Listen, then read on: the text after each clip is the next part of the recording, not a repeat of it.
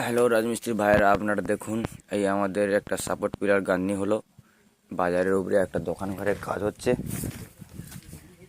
গাঁথনি হচ্ছে। এই গাঁথনি আপনারা দেখুন, দেখে কমেন্টে জানাবেন গাঁথনিটা কেমন হয়েছে, ভালো নাকি খারাপ।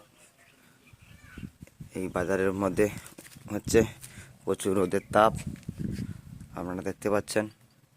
কলম উঠে গেছে, দেয়াল গাঁথনি চলছে, হাফ গাঁথনি হয়ে গেছে, হাফটা বাকি। পিছনে ও পাশে একটা দোকান ঘর আমরা আগে কমপ্লিট করেছিলাম।